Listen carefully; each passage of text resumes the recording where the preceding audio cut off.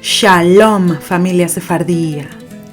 Hoy quiero hablaros sobre el origen judío de algunas tradiciones aún presentes en la cultura española. Como sabemos, la presencia judía en España fue milenaria y, como es normal, los españoles hemos heredado a lo largo del tiempo una serie de costumbres y tradiciones que tienen su origen en el judaísmo, a pesar de que a veces se atribuyen a otros de los muchos pueblos que han habitado la península ibérica. Además, es bien sabido que, tras el decreto de expulsión de 1492, muchos judíos se vieron obligados a convertirse al cristianismo y buena parte de ellos permanecieron en España como criptojudíos o cristianos nuevos, practicando en secreto las costumbres heredadas de su fe ancestral. De este modo, hoy os voy a mencionar 5 costumbres de entre muchas otras que se han practicado durante siglos en España y estoy segura de que, por extensión, muchas de ellas fueron llevadas por los españoles a Hispanoamérica y también se conservan allí. Por favor, si os está gustando el contenido que os comparto, recordad suscribiros a mi canal, darle me gusta a este vídeo, comentarlo y compartirlo. De esta forma me ayudáis mucho a llegar a más personas interesadas en la historia judía de España, la historia de Sefarat. Muchísimas gracias a todos por vuestro cariño y apoyo. Antes de empezar, como siempre, ya sabéis que en la cajita de información os dejo el acceso a varios libros donde podéis contrastar la información que os comparto. De tipo doméstico. Barrer para dentro de la casa. Como ya os expliqué en otro vídeo sobre expresiones españolas con historia judía, el acto de barrer para dentro de la casa o en círculos, aunque hoy día nos parece obvio, no lo es, y de hecho podéis comprobarlo en otras culturas o países. En España, tradicionalmente, las casas se han barrido hacia adentro de la habitación por 2 motivos. El primero es porque, aunque no sea un mandamiento religioso del judaísmo, sí existía una cultura de veneración ritual en el judaísmo sefardí y la práctica de barrer hacia afuera y que la suciedad atravesara la puerta de entrada simbolizaba una falta de respeto hacia la mesuzá. Y el segundo motivo es porque durante la Inquisición, cuando los criptojudíos o cristianos nuevos limpiaban sus casas durante el viernes para dar la bienvenida al Shabbat, no podían exponerse a barrer hacia afuera y que de este modo fuesen vistos y acusados ante la Inquisición. Por lo tanto, la práctica de barrer hacia dentro de las casas es una costumbre heredada de los sefardíes que ha permanecido durante siglos en los hábitos domésticos de los españoles. Historiadores como Yitzhak Baer, Haim Beinart o Israel Yuval señalan que los inquisidores también acusaban a los judeoconversos por realizar prácticas domésticas consideradas como sospechosas e indicaban que los viernes especialmente se esmeraban con la limpieza de sus casas y que se obsesionaban con no profanar puertas y umbrales. Esto refuerza la teoría de que evitaran exponerse durante los viernes mientras limpiaban y por eso barrieran para dentro. Algunas denuncias de los vecinos manifestaban que limpiaban demasiado o de forma extraña antes del sábado. Estas acciones demuestran que los criptojudíos no podían conservar doctrinas completas, pero sí pequeños gestos, desarrollando así un judaísmo doméstico o casero. De tipo religioso. Santiguarse o hacer gestos de protección. Como podréis imaginar, en España tenemos numerosas costumbres o tradiciones de tipo religioso o incluso supersticioso debido a la mezcla de religiones que durante milenios han convivido en este territorio. Sin embargo, muchas veces les atribuimos un origen cristiano cuando en realidad es judío, sin tener en cuenta que tanto el cristianismo como el islam nacen del judaísmo. Aunque estas tradiciones, desafortunadamente, cada vez están más en desuso y quizá hayan quedado relegadas al ámbito rural, durante siglos en España se acostumbraba santiguarse al salir de casa, al emprender un viaje o un proyecto importante, delante de una iglesia o imagen religiosa o incluso al recordar a una persona fallecida. Estas pequeñas plegarias beben directamente de la tradición judeo-española y lo podemos ver en los múltiples rezos del judaísmo, solo que ya obviamente adaptados a la liturgia cristiana. Por ejemplo, al salir de casa no faltaban expresiones como que Jesús me acompañe, que Dios me guíe o con Dios me voy, y eran dichas tanto por la persona que salía como por la madre o la abuela que se las recitaba.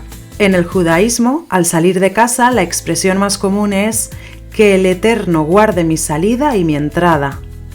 Israel Yuval explica que el judaísmo medieval estaba profundamente estructurado en torno a bendiciones para cada momento del día, pero muchas de ellas no se recitaban desde el punto de vista litúrgico, sino como una costumbre doméstica. Por lo tanto, este hábito estaba profundamente arraigado en el ámbito sefardí y los conversos adaptaron o cristianizaron la estructura de estas oraciones hebreas. Por su parte, Julio Caro Baroja explica que muchos cristianos nuevos exageraban estos gestos visibles como santiguarse o invocar a Jesús como un mecanismo de protección social frente a la Inquisición. Por lo tanto, estas expresiones populares aparentemente cristianas conservan la forma y la función de las antiguas bendiciones judías adaptadas al cristianismo tras siglos de convivencia y conversión forzada. Y es que el judaísmo sefardí tenía una rica tradición de bendiciones protectoras cotidianas y los conversos y sus descendientes conservaron la estructura mental del rezo, aunque cambiaron las palabras. El santiguarse y decir «con Dios me voy» no es algo judío en contenido, pero sí en función y en origen cultural. De tipo ritual, encender velas y esconderlas. Una costumbre también en desuso pero muy habitual entre las personas de edad avanzada es el encendido de velas. Dependiendo de la zona de España se ha practicado de distinta manera, pero es muy generalizada la costumbre de encender 2 velas entre el viernes y el sábado y esconderlas. Aunque raro a simple vista, este hábito pone de manifiesto las costumbres criptojudías de querer seguir celebrando el Shabbat, aunque sin ser vistos o sin levantar sospechas. ¿A cuántas personas conocéis que hacen o han hecho esta práctica sin saber explicar por qué o de dónde viene? Su respuesta muy probablemente sea porque mi madre o mi abuela también lo hacían. También existe otra práctica similar, la de encender 8 o varias velas unos días o semanas previas a la Navidad en el contexto del Adviento, pero que generalmente suele coincidir con la festividad de Hanukkah. En el judaísmo, el encendido de velas marca la entrada del tiempo sagrado. Es un rito doméstico, femenino y visible, y por ello fue uno de los primeros en ser vigilados por la Inquisición. David Hitlitz documenta múltiples casos de cristianos nuevos que encendían velas los viernes por la noche y en lugares escondidos. En algunos procesos inquisitoriales se menciona: encendía 2 luces los viernes por la noche sin razón aparente. Jaime Beinart explica que el viernes por la noche era un momento de alto riesgo, porque vecinos, criados y familiares políticos vigilaban conductas denominadas como extrañas. Encender velas era peligroso porque era visible desde el exterior y fácilmente denunciable. Esconderlas, apagarlas pronto o encenderlas en lugares interiores es una estrategia documentada de supervivencia religiosa. David Hitlitz también menciona que algunos conversos mantenían calendarios festivos desplazados o solapaban fiestas judías con cristianas. Obviamente, el encendido progresivo de velas en Adviento no es Hanukkah, pero pudo funcionar en algunos contextos como marco de asimilación de una costumbre previa. De tipo gastronómico, comer dulces haciéndolos coincidir con festividades religiosas. El mazapán, los pestiños, las rosquillas, los buñuelos, los turrones y los alimentos dulces y fritos se han consumido en España generalmente haciéndolos coincidir con festividades religiosas. Esta es una práctica gastronómica heredada de los judíos y adaptada al calendario cristiano. Claudia Roden señala que en la tradición judía sefardí, los dulces elaborados con miel, almendras y otros frutos secos están estrechamente vinculados a celebraciones religiosas. Documenta también que en el judaísmo sefardí los dulces no son cotidianos y se reservan para festividades y celebraciones del calendario religioso. Y es que ingredientes como la miel, almendra, nuez, sésamo y aceite de oliva son exactamente los mismos que encontramos en la repostería tradicional española. Por su parte, Iván Marcus explica que en el judaísmo el sabor dulce simboliza bendición, abundancia y buen augurio, y esos dulces se comían en fiestas como Rosh Hashanah, Purim o Hanukkah. Por lo tanto, el consumo de dulces no era decorativo, sino ritual.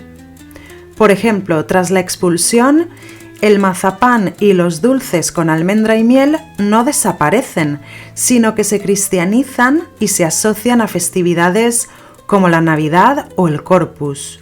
Los dulces fritos en aceite y endulzados con miel vinculados a Hanukkah, como los pestiños, buñuelos o rosquillas, hoy se asocian a la celebración de la Semana Santa, la Navidad y las fiestas patronales.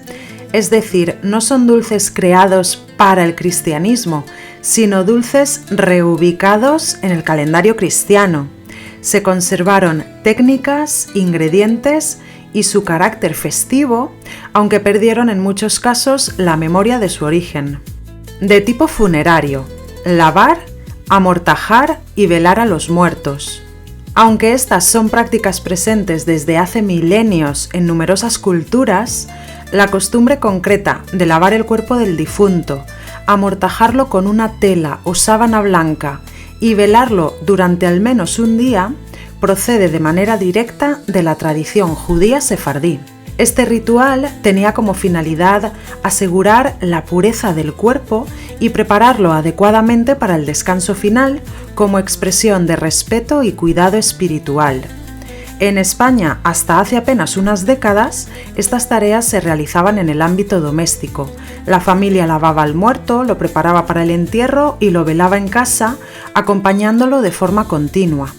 Aunque hoy este proceso se delega casi por completo en empresas funerarias, la práctica estuvo profundamente arraigada sobre todo en el medio rural, donde muy probablemente todavía se realiza. Tradicionalmente, esta costumbre se ha atribuido erróneamente al cristianismo, en parte por la influencia simbólica de la muerte de Jesús. Tras la expulsión de los judíos en 1492, se incorporaron y adaptaron estos usos funerarios al rito cristiano, manteniendo muchos de sus elementos esenciales. Entre los siglos XVI y XX, el amortajamiento se convirtió en una norma generalizada en España. El cuerpo se cubría completamente con sábanas blancas, se cuidaba con esmero y se velaba con solemnidad, conservando rasgos claramente heredados de la tradición sefardí. En consecuencia, el amortajamiento de los muertos en España no puede considerarse una invención cristiana original, sino una herencia directa de las prácticas funerarias judías sefardíes, posteriormente cristianizadas e integradas en la cultura española. Jacob Neusner explica que en el judaísmo el cadáver es una fuente de impureza ritual, pero al mismo tiempo debe ser tratado con máximo respeto, teniendo que realizar 3 acciones obligatorias: lavado ritual del cuerpo, amortajamiento con telas blancas sencillas y la vigilancia continua del cadáver para protegerlo y honrarlo. Y este modelo es característico del mundo sefardí, con rituales normativos y domésticos que se diferenciaban de las prácticas funerarias comunes en otras culturas europeas medievales. Julio Caro Baroja documenta que en España hasta el siglo XX se lavaba al muerto en casa, se le amortajaba con sábana blanca y se le velaba durante al menos una noche. Era un ritual doméstico, comunitario y transmitido por tradición, no por catequesis. Peter Brown demuestra que el cristianismo primitivo no desarrolló un ritual funerario tan detallado y que heredó muchas prácticas del judaísmo que fue adaptando progresivamente. De hecho, el Nuevo Testamento describe algunos entierros, pero no prescribe un lavado ritual, un amortajamiento blanco ni un velatorio doméstico. Y por su parte, los conversos mantuvieron con especial cuidado los rituales de nacimiento, matrimonio y muerte, porque son rituales familiares, difíciles de controlar y profundamente identitarios. En conclusión, el judaísmo sefardí desarrolló un ritual funerario completo y normativo, y este pasó al cristianismo ibérico no por doctrina, sino por convivencia y transmisión cultural. Para finalizar, y en palabras de los expertos, según David Hitlitz, muchas de estas prácticas no eran ya mandamientos religiosos, sino señales de identidad heredadas, a veces sin comprender su origen, que se reinterpretaban con el típico «es que así se hace en mi casa».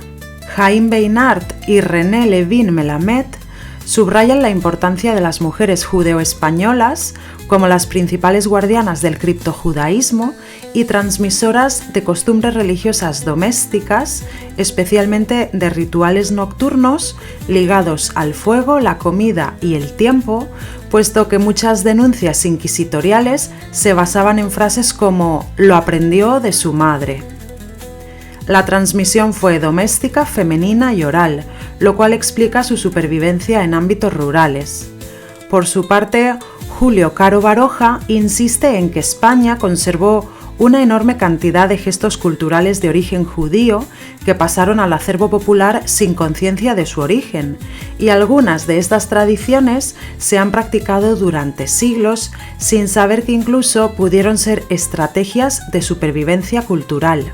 Sin embargo, hay que tener en cuenta que estas prácticas no convierten automáticamente a quien las realiza en descendiente de judíos, pero sí muestran cómo gestos culturales del judaísmo sefardí sobrevivieron en la religiosidad popular española incluso cuando su significado original se había perdido.